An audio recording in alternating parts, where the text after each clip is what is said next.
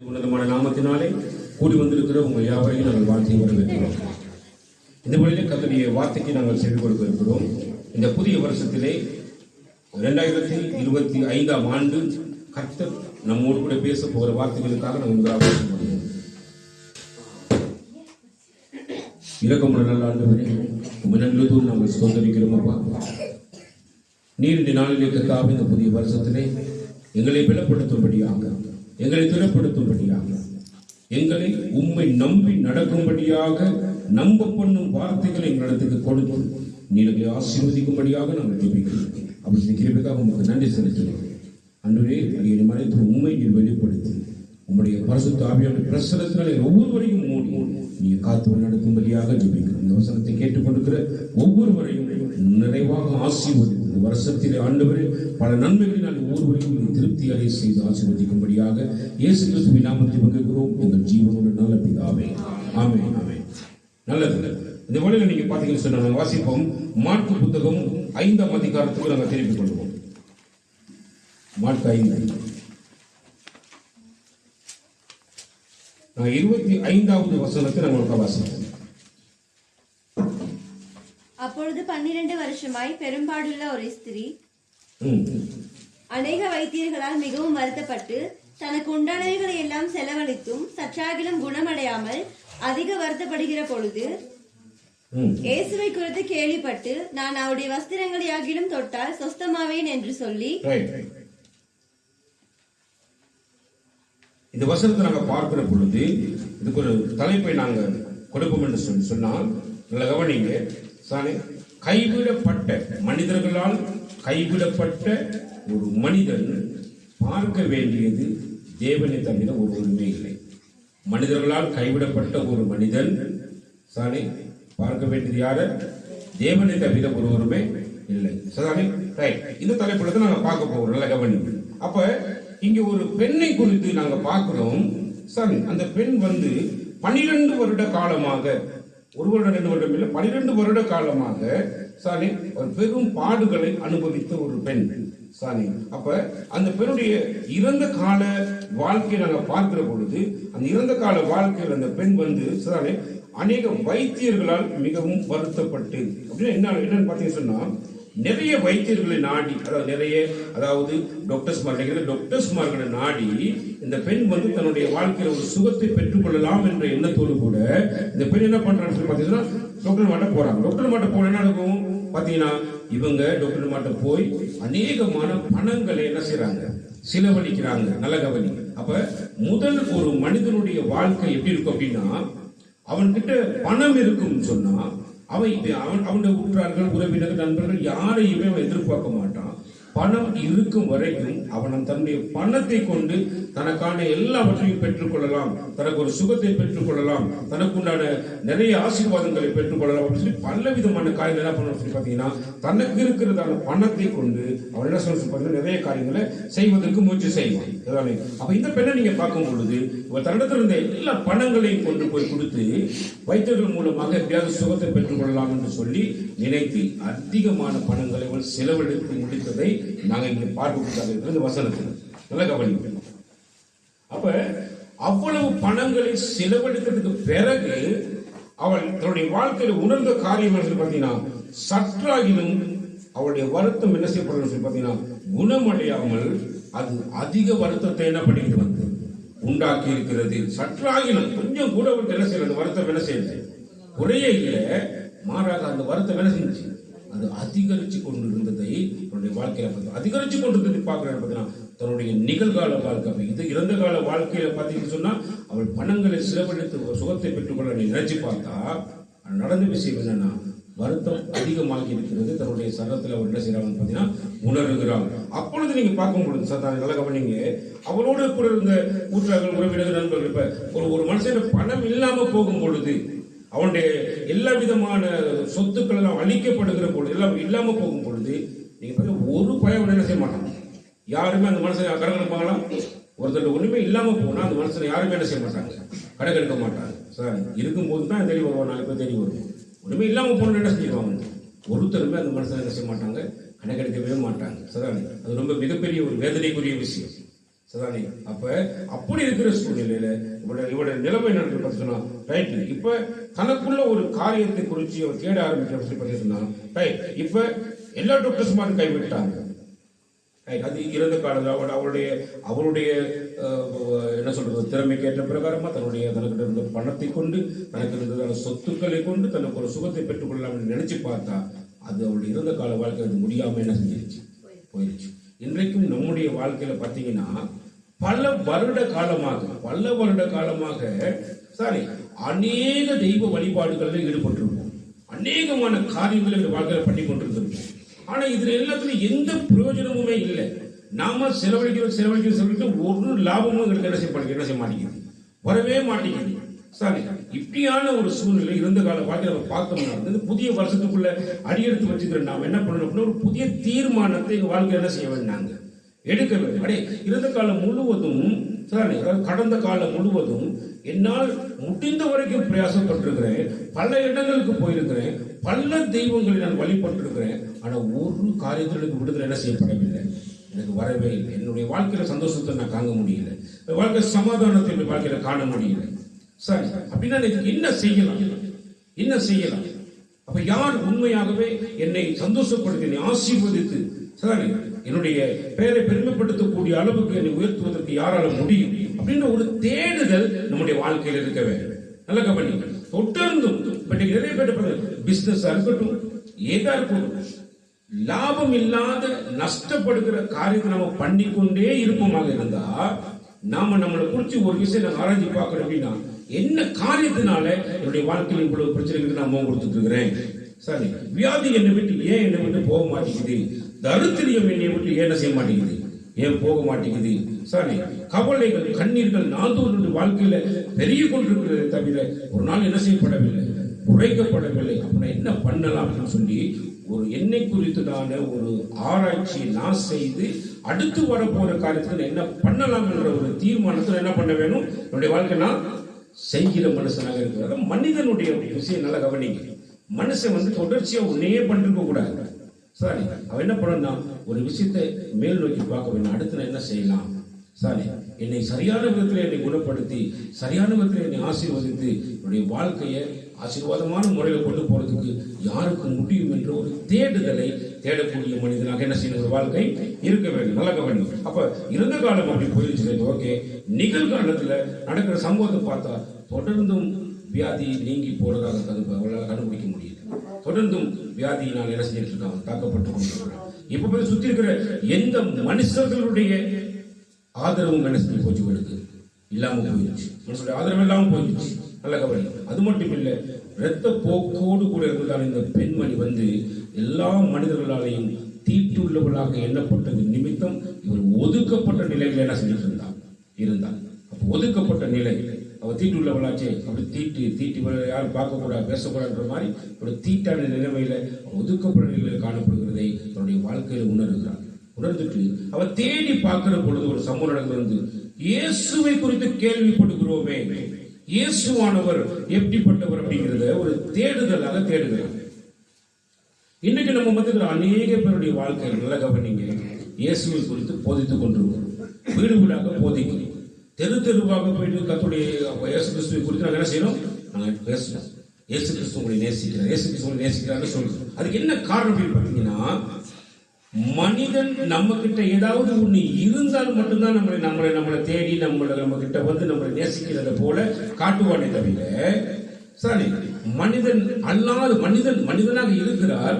ஆனால் இவர் மனிதன் அல்ல, இவர் மனிதனுக்கு மேற்பட்டவர் என்ற ஒரு தேடுதல் ஒரு மனிதன் வாழ்க்கையில வரும் பொழுது இயேசுவை குறித்து கேள்விப்படுற நேரம் அவர் எந்த பிரதிபலனையும் எதிர்பார்க்காதவர் என்றதை இவர் கண்டுபிடிச்சார். இந்த பெண் நல்ல கவனி, ஒரு பிரதிபலனையும் எதிர்பார்க்க மாட்டார். அவர் எங்ககிட்ட எந்த பலனையும் எதிர்பார்க்க மாட்டார். மாறாக எங்களுக்கு அவர் கொடுக்கிறவராக இருக்கிறார், எங்களை அவரை ஆசீர்வதிக்கிறவராக இருக்கிறார், எங்களை அவர் சுகப்படுத்துகிறவராக இருக்கிறார். சரி, அது மட்டும் இல்லாம சரி, தீட்டு உள்ளவள் என்று ஒரு பெண்ணையோ அல்லது அவரிடத்துல நாடி போற ஒருவரையுமே அவர் புறம்பே தள்ளாத தெய்வம் என்பதை அவர் முற்றிலும் கேள்விப்பட்ட ஒரு பெண்ணாக இருக்கிறதை நாங்கள் பார்க்கக்கூடியதாக இருக்கிறது. இப்ப நாங்கள் இன்னைக்கு எவ்வளவு பேருக்கு நாங்கள் பிரசங்கிக்கிறோம், எவ்வளவு பேருக்கு தேவனுடைய அன்பை நாங்கள் காண்பிக்கிறோம். அப்ப நாங்க என்ன செய்யணும் அப்படின்னு பாத்தீங்கன்னா, நல்ல கவனிங்க, தூங்குறவங்க கேளுங்க. சானே என்ன செய்வீங்க அப்படின்னா, இயேசுவானவரிடத்துல இவ்வளவு பெரிய அற்புதங்கள் இருக்குதா, இவர் இவ்வளவு சுகத்தை கொடுக்கக்கூடியவரா, என்னுடைய வாழ்க்கையை சந்தோஷப்படுத்தக்கூடியவரா, என்னுடைய வாழ்க்கையை மகிழ்ச்சிப்படுத்தக்கூடியவரா, அல்லது எல்லா மனுஷர்களை போல இவரும் என்னை தள்ளி விடுகிறவராக இருக்கிறாரா அப்படின்றத ஒரு தேடுதல் கூட நம்ம கண்டுபிடிக்க முடியும். இல்லை கண்டுபிடிக்கவே முடியாது. நல்ல கவனிங்க. அப்ப என்ன பண்றேன்னா, இயேசுவை குறித்து கேள்விப்படுகிறேன். இயேசுவை குறித்து கேள்விப்பட்டு நான் அவருடைய வஸ்திரங்களை ஆகியும் தொட்டால் சொஸ்தமாவேன் என்று சொல்லி என்ன பண்றேன் அப்படின்னா, நான் அவர்கிட்ட முன்னுக்கு போக முடியாது, காட்டு முன்னுக்கு போக முடியாது, பரிசுத்த தெய்வத்துக்கு முன்னுக்கு என்ன செய்ய முடியாது, என்ன செய்ய முடியாது, போக முடியாது. ஏன்னா அவர் பரிசுத்தமானவர், நானும் பாவம் நிறைந்தவர். பாவம் நிறைந்த ஒருத்தனுக்கு பரிசுத்த சந்நிதிக்கு முன்னுக்கு போக முடியல அப்படின்னா, சந்நிதிக்கு பின்னுக்கு நின்று சரி என்ன பண்றது, தொட்டுட்டு வருவோம், வஸ்திரத்தை தொட்டு உடுப்பை தொட்டுட்டு வருவோம் அப்படின்ற ஒரு தீர்மானத்தை தனக்குள்ள எடுக்கிறது நாங்கள் பார்க்கக்கூடியதாக இருக்கிறது. நல்ல கவலை. அப்ப தீர்மானம் எப்படின்னா, என்னுடைய ஆண்டவராகிய இயேசு கிறிஸ்துவை அவருடைய வஸ்திரத்தையாக தொடுவோம். நல்ல கவலை. நீங்களும் இயேசு கிறிஸ்துவை நீங்க இருதயத்தை தொடுற அளவுக்கு நீங்க தரமாற வேண்டிய அவசியம் இல்லை. அவருடைய வஸ்திரத்தை தொடுவோம் சரி, தொடுவோம் சரி, என்ன செய்யலாம், நீங்க உங்களோட வாழ்க்கையை நீங்க முயற்சிக்கலாம். சரி, நான் தொட்டு பார்ப்போம். நல்ல கவனிங்க, நான் என்னுடைய வாழ்க்கையில இயேசு கிறிஸ்துவை அவருடைய வஸ்திரத்தையாகிலும் தொடுவேன் என்ற ஒரு தீர்மானத்தோடு கூட தேவ சமூகத்துக்கு வருவமாக இருந்தால், நல்ல கவனிங்க, என்னுடைய உள்ளான இருதயத்தை என் ஆண்டவர் தானே நிறைவாக ஆராய்ந்து பார்க்கிற தெய்வம். முழுசா பார்த்து பார்ப்பார் என் வாழ்க்கை. ஏன்னா நான் என் ஆண்டவரை வஸ்திரத்தையாகிலும் தொடுவோன்ற ஒரு எண்ணம் எனக்கு வரணும். இந்த தொடுகிற எண்ணம் இல்லாத ஒரு மனிதனாக இந்த உலகத்துக்கு இதுக்குள்ள உட்கார்ந்துருப்பேன் அப்படின்னா, நிச்சயமா நான் ஆண்டவரால் புறக்கணிக்கப்பட்டவனாக அல்ல தானே, ஆண்டவருக்கு முன்னிலையில நான் ஏதோ ஒரு காரியத்தில் நடிக்கிறவனாக என்ன பண்ணிட்டு இருப்பேன், தேவனுக்கு முன்பதாக இருப்பேன். நல்ல கவனி, நான் என்னுடைய உள்ளத்தை கர்த்தர் ஆராய்ந்து பார்க்கிறவர்.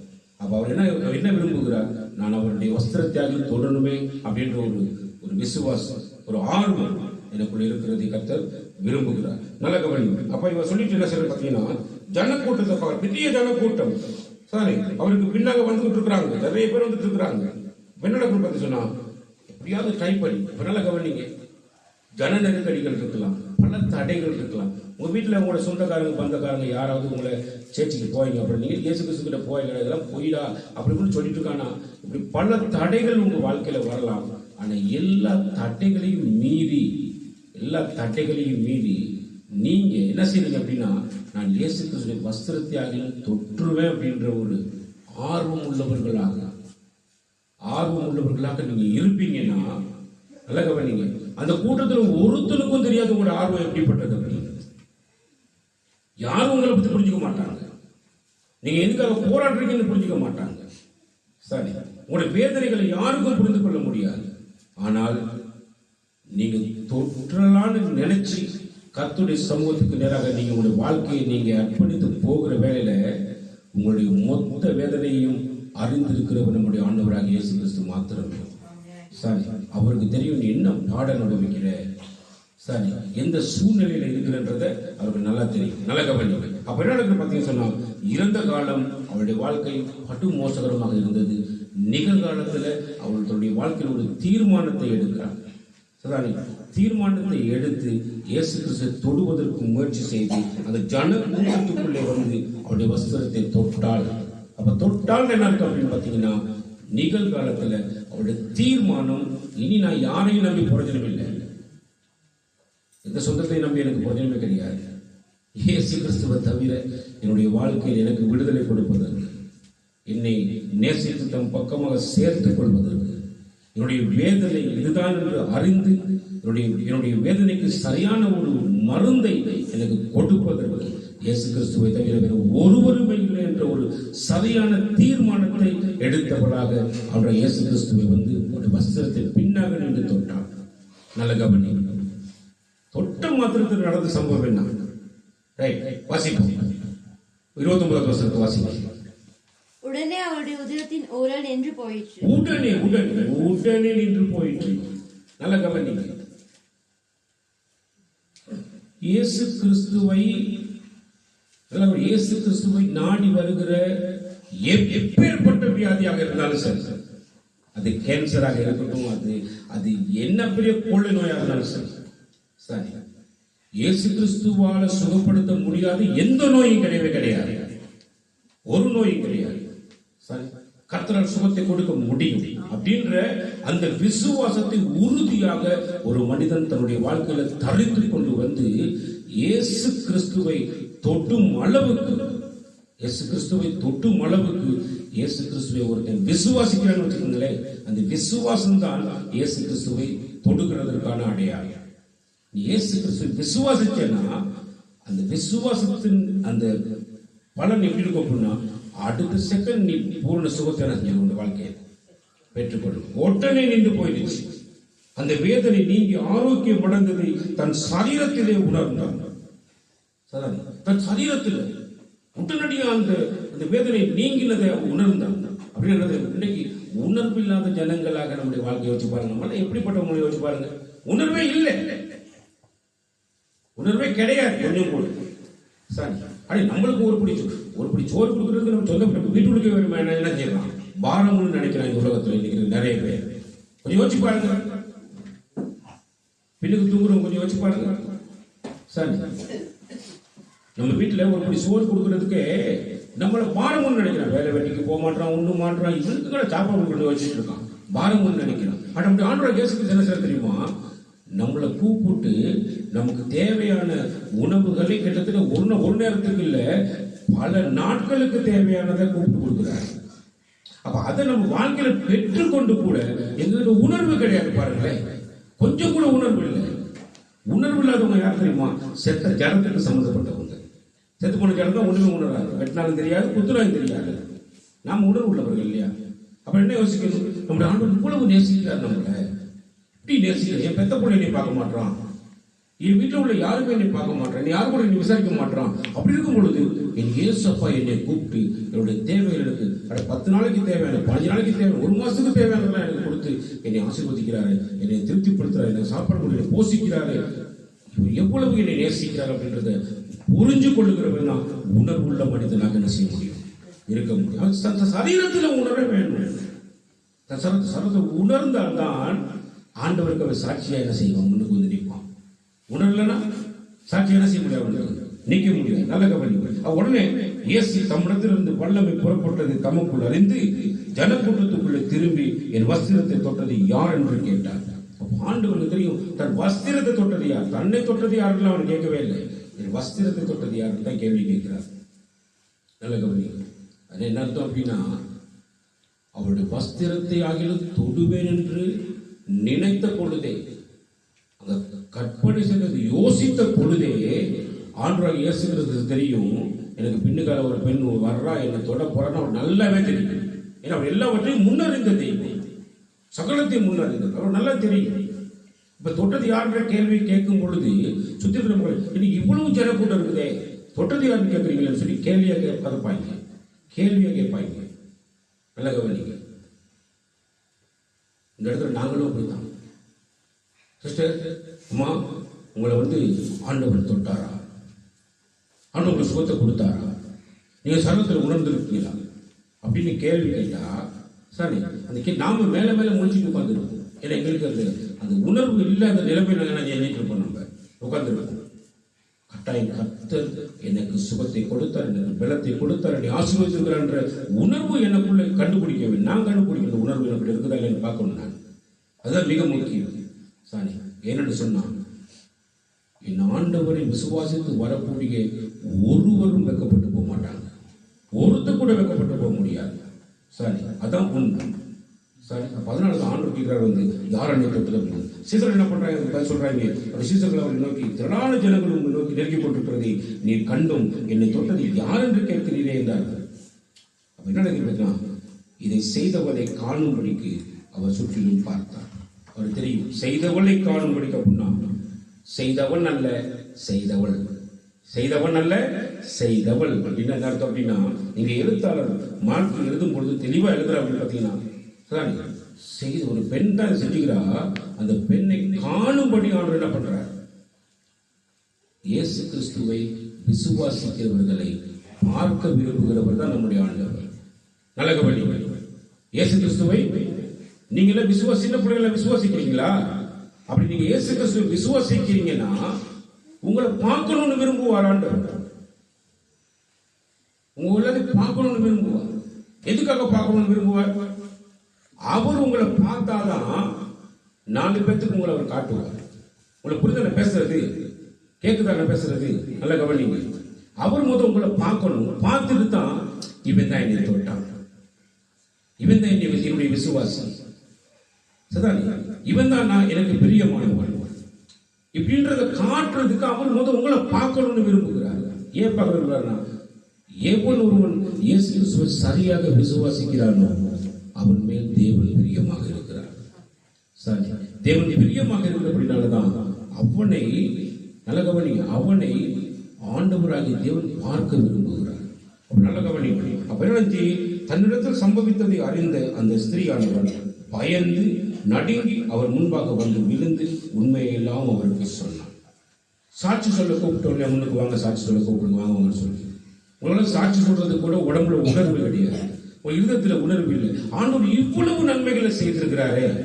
ஒரே ஒரு அம்மா வந்து சொன்னிச்சு, முன்னுக்கு சொன்னிச்சு, 2 வருஷ காலம் நான் இங்க வந்துட்டு இருக்கிறேன், என்னுடைய வாழ்க்கையில ஆண்டவர் நிறைய நன்மைகள் என்ற வாழ்க்கை செஞ்சுட்டு இருக்கிறாங்க, செஞ்சுக்கிறாங்க. மற்றவங்க எப்படி பண்ணுவாங்க அப்படின்னா, ஒரு உணர்வும் இல்லாதவங்க உட்காந்துருக்கிறீங்க. நீங்க என்ன காரணம் அப்படின்னா, ஆண்டவர் செய்து கொண்டிருக்கிறதையே என்னால உணர முடியலன்னா செய்ய போறதை எப்படி உங்களால் என்ன உணர முடியுமா? முடியவே முடியாது. நல்ல கவலை. அப்ப இறந்த காலத்துல ஒருவேளை நான் என்னுடைய சொத்தை நான் நாடி இருந்திருக்கலாம், என்னுடைய பணத்தை நான் நாடி இருந்திருக்கலாம். ஒன்னாவது. 2வது, என்னுடைய சொந்தங்கள், பந்தங்கள், இல்லை அந்த மனுஷனுடைய கணவன் அல்லது பிள்ளைகள், அவருடைய உற்றார் உறவினர் நண்பர்களை நம்பி இருந்திருக்கலாம். சரி. 3வது, யோசிச்சு பாருங்க, அவருடைய வாழ்க்கையில வந்து தன்னுடைய வாழ்க்கை எதுவுமே இல்லாம போயிடுச்சு. கடைசியாக தீர்மானிச்ச ஒரே விஷயம், எனக்கு என்னுடைய அவருடைய தேடுதல், என் ஆண்டவர் இயேசு கிறிஸ்துவை குறித்து நான் கேள்விப்படுகிறேன், அவர் ரொம்ப நல்லவர் நான் கேள்விப்படுறேன், அவரிடத்துல போல நிச்சயமா எனக்கு நல்லது நடக்கும், நிச்சயமா எனக்கு நன்மை அவர் செய்யக்கூடியவர், என்னை அவர் புறமே தள்ள மாட்டார்ன்றதை தேடி அவர் கண்டுபிடிச்ச உடனே மறுகணம் தாமதிக்காம அவரை தேடி, இயேசு கிறிஸ்துவை தேடி போன ஒரு பெண்மணியாக இருக்கிறாங்க நாங்க பார்க்கக்கூடியதாக இருக்கிறது. நல்ல. அடுத்து நீங்க பாத்தீங்கன்னா, இயேசு கிறிஸ்து வந்து செய்தவனை காணும்படி சுற்றிலும் பார்த்தார்னு சொன்ன உடனேயே அவருடைய உள்ளம் வந்து குற்றப்படுகிறதை காண்கிறார். உள்ளம் குற்றப்படுகிறது. எப்படி குற்றப்படுகிறதுனா, நான் தானே இந்த சுகத்தை பெற்றுக்கொண்டேன், நான் தானே இப்ப வஸ்திரத்தை தொட்டேன், ஏன்னா வஸ்திரத்தை தொட்டால் அப்படின்னு சொல்லி எண்ணத்தோடு வந்தவள் நான் தானே தொட்டேன். நிறைய பேர் அவரை தொட்டிருக்கலாம், ஆனா வஸ்திரத்தை தொட வேண்டும் என்று வந்தவள் நான் தான்.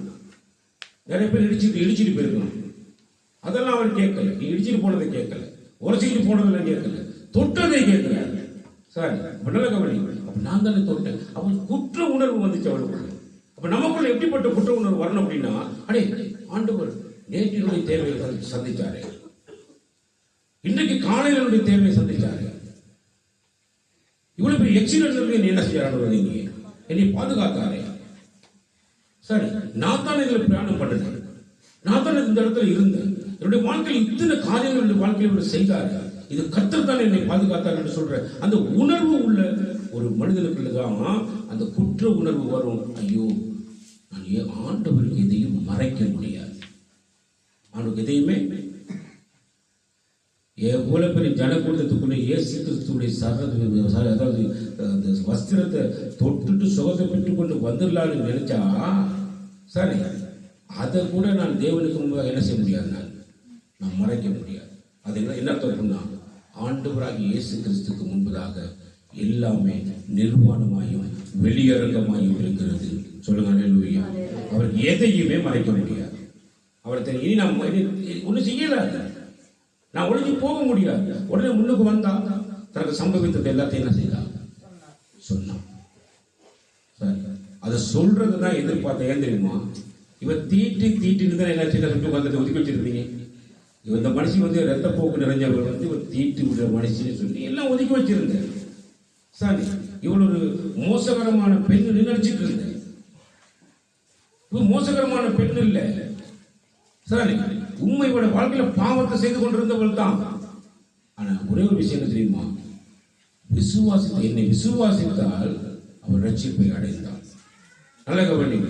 அப்ப என்ன அர்த்தம் அப்படின்னா, அந்த திரளான கூட்ட ஜனங்களுக்கு அந்த இயேசு கிறிஸ்துவை விசுவாசித்த விசுவாசியை என் ஆண்டவராகி இயேசு கிறிஸ்து என்ன திரும்ப செய்யறாரு? அப்படியே கூப்பிட்டு பிரபலியப்படுத்தி காண்பிக்கிறார். எப்படி காண்பிக்கிறாரு? பிரபலியப்படுத்தி எல்லாருக்கும் முன்பதாக கொண்டு வந்து காண்பிக்கிறார். இவளின் விசுவாசி எப்படி சொல்றாங்க? இவள் என் விசுவாசி, என்னை விசுவாசித்தவள். நீங்களே எனக்கு பின்னால் எதிர்பார்க்க எனக்கு தெரியாது. ஆனா இவதான் என்னை எல்லாம் விசுவாசித்தான்றத எல்லாரும் மத்தியிலையும் அவ்வளவு பேர் மத்தியில கூப்பிட்டு காட்டுறதை வச்சு பாருங்க. இதுதான் ஆண்டவருடைய வேலை. சிதானி நல்ல கவனிங்க. அவர் அவளை பார்த்து மகளே, அவர் அவளை பார்த்து மகளே. ஏன் இந்த மகளே என்ற வார்த்தையை அவர் பிரயோகிக்கிறார் அப்படின்னு சொல்லி பார்த்தீங்கன்னா, இயேசு கிறிஸ்துவை இயேசு கிறிஸ்துடைய நாமத்தின் மேல விசுவாசம் உள்ளவர்களாக அவரை ஏற்றுக்கொண்டவர்கள் எத்தனை பேரோ அத்தனை பேரும் அவருடைய பிள்ளைகளாக கூடியவர்களுக்கு அதிகாரம் கொடுக்கப்படுகிறது. இப்ப யார் விசுவாசித்தது? ஒரு தீட்டுள்ள ஒரு பெண், 12 வருஷம் பாடுகள் நிறைந்த ஒரு பெண் இயேசு கிறிஸ்துவை விசுவாசிச்ச உடனே, நல்ல கவனிங்க, அப்பா அம்மா கைவிட்டாங்க, கணவன் கைவிட்டான், டாக்டர்மாரெல்லாம் கைவிட்டான், எல்லாரும் கைவிட்டான். யார் இப்ப அவளை அங்கீகரிக்கிறது அப்படின்னா, நம்முடைய உலக ரட்சகராக இயேசு கிறிஸ்து அந்த பெண்மணியை தன்னுடைய பிள்ளையாக அங்கீகரித்துக் கொள்ளுகிறார். சொல்லுங்க. உங்களை என்னையும் அந்த விதமா தான். நான் ஆண்டவரை விசுவாசிச்சேன் அப்படின்னா, நான் யாருன்றதுல அவருடைய நோக்கம் கிடையாது. நான் பாவி, எப்படிப்பட்ட பாவியா இருந்தாலும் அவருக்கு நோக்கம் இல்லை. அந்த பாவத்தை பார்க்கிறவர் அவருக்கு கிடையவே கிடையாது. அதான் அடிக்கடி சொல்லுவேன், இவ்வளவு பெரிய சவுத்துல ஒரு காரை பட்டு நம்ம காரை மட்டும் தான் பார்த்துக்கணும். காரை விட பேசிட்டு அந்த காரைக்கு சுற்றி பெரிய ஒரு இடைவெளி, பெரிய ஒரு நீண்ட இடைவெளி இருக்கிறது நம்ம பார்க்கவே மாட்டோம். நல்ல கவனிங்க. ஆண்டவர் அவருடைய பாவத்தை பார்க்கல, அவருடைய அக்கிரமங்களை பார்க்கல, அவரை விசுவாசித்த அந்த கடுகளவு விசுவாசத்தை மட்டும்தான் கவனித்து பார்த்தார். அந்த விசுவாசத்தை கவனிச்சு பார்க்கிற பொழுது ஆண்டவர் செய்ய ஒரே ஒரு வேலை என்ன தெரியுமா? நீ ஒருவேளை கூணாக இருக்கலாம், கூடியாக இருக்கலாம், நீ ஒருவேளை ஊனமுன்ற, நீ அறவே உன்னுடைய வாழ்க்கையில் நீ சாகிற தருவாயில கூட நீ வாழ்க்கை இருக்கலாம். அதெல்லாம் அவருக்கு அவசியமே இல்லை. ஒருவேளை நீ அவ்வளவு லட்சணமான ஒரு முகத்தை கொண்டவனாக இருக்கலாம், அது அவசியம் இல்லை. நீ அவனை விசுவாசிக்கிறாயா என்றதை மட்டும்தான் அவர் பார்க்கிறார். நீ விசுவாசித்தீனா உடனடியாக உன்னை மகனாக, உன்னை மகளாக அங்கீகரிப்பதற்கு நம்முடைய உலக ரட்சகராக இயேசு கிறிஸ்து ஒருவர் மட்டுமே இந்த உலகத்தில் இருக்கிறார் அப்படின்னா வேற யாருமே கிடையாது. அவர் ஒருத்தர் தான் நம்மளை அவர் பிள்ளையாக அங்கீகரித்துக் கொள்கிறவர். நல்ல கவனி. மகளே அப்படின்னு கூப்பிடுறார். யாரை கூப்பிடுறாங்க? யோசிச்சு பாருங்க. யூத வம்சத்தை சேர்ந்தவளும் இல்லை, மகள் கூப்பிடுறது. சரி, தன் உறவினர்களுக்குள்ள ஒருத்தியாகவும் இல்லை. சரி, இந்த பெண்மணி அவர் மகனு கூப்பிடுற அளவுக்கு சொன்னாங்க. என்ன அர்த்தம் அப்படின்னா, அங்கதான் வசனம் சொல்லுது, அவர் விசுவாசிக்கிற யாராக இருந்தாலும் சரி அவர்கள் அவருடைய பிள்ளையாக மாறுவார்கள். நீங்க கர்த்தர் இயேசு கிறிஸ்து விசுவாசிக்கிறீங்களா அப்படின்னா, நீங்க வயது போன மூதாட்டிகள், வயசு போனாக்கள் எதுவுமே கிடையாது. நீங்க அவருடைய பிள்ளையாக என்ன செய்யப்படுவீங்க? அங்கீகரிக்கப்படுவீங்க. நல்ல கவனிங்க. இப்ப அந்த பிள்ளையை தான் ஆன சொல்ற, நல்ல கவனிங்க.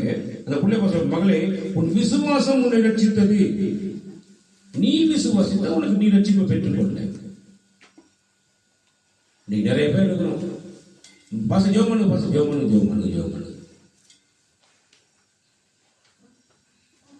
முற்றிலும் தவறான விஷயம்.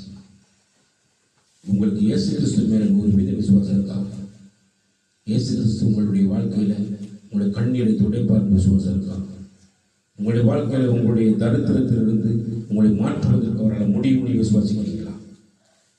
உன்னுடைய எல்லா கெட்ட பழக்கத்திலிருந்து உன்னை விடுதலையாக உன்னை ஒரு நல்ல ஒளிமயமான எதிர்காலத்துக்கு நடத்தக்கூடிய நல்ல ஒரு தேவனாக உன் மத்தியில் அவர் இருக்கிறார் உனக்கு விசுவாசம் இருக்கலாம். உன் கணவன், உன் மனைவி ஒருவேளை ஏதாவது ஒரு கொள்ளை நோய்களால், ஏதாவது ஒரு வியாதியால் பிடிக்கப்பட்டு ஐயோ நாளைக்கு ஒரு சம்பவம் நடந்துருமா அப்படின்ற ஒரு பயத்தோடு நடுக்கத்தோடு நீ இருக்கிறியா? இந்த பின்னாடி நீ இயேசு கிறிஸ்து விசுவாசிப்பார், என்னுடைய எப்பேற்பட்ட வியாதிகளை வந்து என்னை குணமாக்குவதற்கு ஆண்டவரால் மாத்திரமே முடியும். இந்த ஒற்று விசுவாசம் போதும். சரியா? எவ்வளவு பெரிய தூரத்தில் இருந்தாலும் சரி, கிட்டத்தில் இருந்தாலும் சரி, சுகம் அடைவதை நீ உன் கண்களால் பார்ப்பாய். நான் சொல்ல ஒரு விஷயம், நான் விசுவாசத்தை ஜெபிக்க வேண்டும். ஆண்டுகிறார், கேட்கிறவன் எவனும் அதை பெற்றுக் கொள்கிறான்னு சொல்றாங்க. அவ்வளவுதான். நான் விசுவாசிச்ச உடனே அவ்வளவுதான். நீ ஜெபம் பண்ணுங்க, நீங்க ஜெபம் பண்ணுங்க, அப்படிலாம் கிடையவே கிடையாது. நீங்க ஜெபிச்சா நீங்க விடுதலை பெற்றுக் கொள்வீங்க. அவ்வளவுதான். உங்களுக்கு தான் கிடைக்கும், அது எனக்கு கிடைக்க போறது இல்லை. சாரி, அவசரம் வந்து உடனே சொல்றாங்க, உன் விசுவாசம் தான் உன்னை ரட்சித்தது. நான் உன்னை சுகமாக்கல, நீங்க இந்த விசுவாசித்ததுனால நீங்க இலக்குவ நீ சுகத்தை இழந்துட்டு போயிட்ட. எனக்கு இருந்ததை நீ பெற்றுக்கொண்ட. இயேசு கிறிஸ்துவிற்கு சுகம் இருந்தது. சுகத்தை யார் பெற்றுக்கொண்டது? அந்த விசுவாசி பெற்றுக்கொண்டான். அவரு கொடுக்கல சுகத்தை. நல்லா கவனிங்க, நல்லா புரிதான் நீங்க புரிஞ்சு கொள்ள வேண்டிய விஷயம். அவரு சுகத்தை கொடுக்கல. இப்போ ஒரு கிணத்துல தண்ணி இருந்தா என்ன செய்வோம்? தாகம் மூலம் என்ன பண்ணுவான்? போயிட்டு தாகத்துக்கு போய் தண்ணி அள்ளி குடிச்சுவோம். கிணற தண்ணி குடிச்சவனுக்கு இல்ல, கிணத்துல தண்ணி இருக்குது, அவன் அள்ளி குடிக்கிறான். அவ்வளவுதான். நம்ம ஆண்டவராகிய இயேசு கிறிஸ்து எல்லாம் இருக்குது. உனக்கு விசுவாசம் இருந்தா நீ பெற்றுக்கொள், என்ன வேணாலும் பெற்றுக்க. அவ்வளவுதான். உனக்கு நீ விசுவாசிக்கிறன்னா அது அத்தனையும் உனக்கு என்ன செய்ய வந்து ஒரு வாழ்க்கையில கிடைச்சிருச்சு. அவ்வளவுதான். உன் விசுவாசம் உன்னை ரட்சித்தது. நீ சமாதானத்தோட போய் உன் வேதனை நீங்கி சுகமாயிரு என்றார். நல்ல கவனிங்க. இப்ப என்ன சொல்றதுமா? இயேசு கிறிஸ்து விசுவாசிக்கிறவனுக்கு முதலாவது கிடைக்கிறது சுகம், இரண்டாவது சுகத்தின் மூலமாக வருகிறது சமாதானம். அது தேவனிடத்திலிருந்து மட்டும்தான் வரும் சமாதானம். இந்த உலகத்துல யாருக்கிட்ட இருந்து உங்களுக்கு என்ன செய்ய சமாதானம் வரவே வராது. தேவன் ஒருத்தர் மட்டும்தான் எனக்கு சமாதானத்தை கொடுக்க முடியும். சரி, சமாதானத்தை கற்றுக் கொடுப்பார். சமாதானத்தை கொடுத்த உடனே இன்னொரு சமூகம் நீங்க பார்த்து சொன்னா என்ன, ஒரு சமாதானம் ஒரு மனிதனுக்குள்ள வருகிற பொழுது எதை குறிச்ச வேதனையும் அவருடைய வாழ்க்கை என்ன செய்யாது, இருக்கவே இருக்காது. வேதனை நீங்க போயிடும். எப்படி நீங்க போயிடும்? என் ஆண்டவர் என்னோடு இருக்கிறார், நான் எந்த நேரத்தில் கூப்பிட்டாலும் எனக்கு செவி கொடுப்பார். எப்ப நான் விழுகிற சூழல் வந்து எனக்கு கரப்பிடிச்சு என்ன செஞ்சிருவார், நீ என்னை தூக்கிடுவார். தெரியுமா? சமாதானம் உள்ள மனுஷனுக்குள்ள எந்த வேதனையும் என்ன செய்யாது, இருக்கவே இருக்காது. வேதனை இல்லாம போயிடும். அதுக்கு பிறகு வேதனை இல்லாம போனதுக்கு பிறகு மெயின் என்ன, அவனுடைய வாழ்க்கை எல்லாருடைய பார்வையிலையும் சுகித்திருக்கக்கூடிய சுகமான ஜீவியத்தை தேவன் அவனுக்காக என்ன செய்வது கொடுக்கிறார். நல்ல கவலை. அப்ப எல்லாரும் கைவிட்ட போதிலும் சரி, ஒருவரும் இல்லாத சூழ்நிலையில ஒரு மனிதன் எதிர்பார்க்க வேண்டியது, தேட வேண்டியது யார் அப்படின்னா தேவனை தவிர ஒருத்தருமே உலகத்துல கிடையவே கிடையாது. அதுதான் முதல்ல சொன்னாங்க. நல்ல கவனிங்க. இறந்த கால வாழ்க்கையை கொஞ்ச நாள் திரும்பி பாருங்க. இப்ப நிகழ்காலத்தில் என்ன செஞ்சுட்டு இருக்கிறீங்கன்னு கொஞ்சம் யோசிச்சு பாருங்க. ஒரு தீர்மானத்தை எடுங்க. கடந்த வருஷம் முன்னாடி இப்படி வாழ்ந்துட்டேன், ரைட், விட்டுருங்க. இந்த புதிய வருஷத்துடைய ஆரம்பத்துக்கு வந்திருக்கிறீங்க. இந்த புதிய வருஷத்துக்கு ஒரு தீர்மானத்தை பண்ணுங்க. சரி, என்னிடத்துல ஒன்றுமே இல்லை, உலகத்துக்கு எந்த மனிதனிடத்திலையும் ஒன்றுமே கிடையாது, மாறாக என் தேவனிடத்துல தான் ஒரு காரியம் இருக்குதுன்றத கண்டுபிடிச்சிங்கன்னா இயேசு கிட்ட போனா என் வாழ்க்கையில எனக்கு நிச்சயமா விடுதலை எனக்கு என்ன செய்யும், கிடைக்கும் என்ற ஒரு நம்பிக்கை உங்களுக்குள்ள வளர்த்துக்கிறது.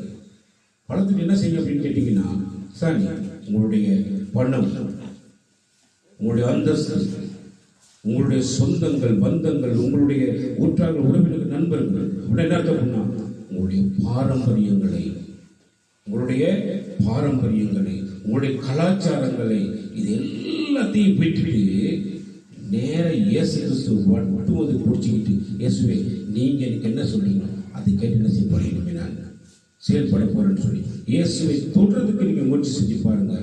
அடுத்த வேலை கர்த்தர் உங்களை தன்னுடைய பிள்ளையாக அவர் அங்கீகரித்துக் கொண்டு, மனிதனும் உங்களை தள்ளினாலும், யார் உங்களை வெறுத்தாலும் சாரி, அவர் தன்னோடு கூட உங்களை சேர்த்துக் கொள்வது மட்டுமில்லை, ஒரு அருமையான எதிர்காலத்தை உங்களுக்காக என்ன பண்ணுவார், அவர் உருவாக்கி விடுவார். எதிர்காலம் என்று அடுத்த செகண்ட், இப்படின்ற அடுத்த செகண்ட் எதிர்காலத்துக்கு சேர்ந்தது தான். நல்ல கவனிங்க. அடுத்த செகண்ட் என்ன வேணாலும் நடந்துடலாம்.